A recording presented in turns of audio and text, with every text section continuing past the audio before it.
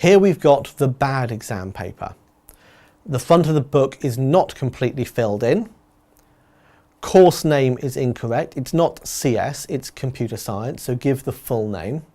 The title of the exam paper is not what's written on the front of the exam book.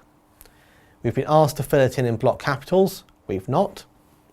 The question numbers are in random order and are sub-questions. Instead of going 3B, 1A, 3A, we should just have gone 1, 2, 3, 4. If you're doing an exam where you can pick some of the questions to answer, then just put down the numbers of the questions you actually attempted. But in this case, we were supposed to attempt all 4 questions, so we should have put 1, 2, 3, 4. Inside the book, we have a random mix of questions. We've got 3 questions jammed onto the same page. It's in random order, 3B, 1A, 3A.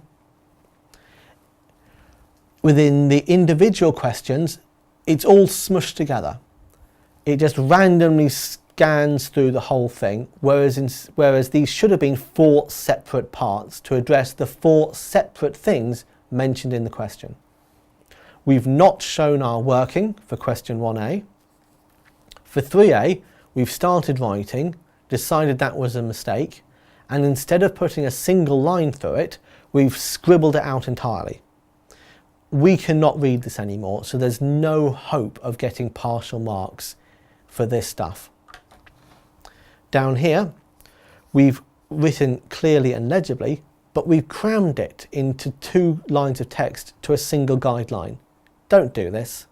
There are guidelines for a reason. 1 line of text per guideline. On the next page, we haven't explained our answer. We've just pointed some arrows to it and given some brief information. When we came to write our code, we've ignored indentation entirely. We've ignored the page borders entirely. Don't do this. Indent your code properly. If you start running out of space on 1 line, just go to the next line. Again, 1 line of text per guideline. Do not go over the guidelines. This is almost illegible, even if it has just been crossed out twice. Again, cramming code onto a few lines is hard to read and very hard to understand. So take the space that you've got available and make use of it. On question 3C, we've not written anything, we've crossed it all out. And that's because we've continued question 3C later in the book. But there is no indication here that that's what's happening. We could easily have read this question, decided that you'd given up on it, and given you no marks, whereas in fact the question has been answered correctly later on in the book. So make sure you give an indication when that happens. Everything's been crammed into the first few pages.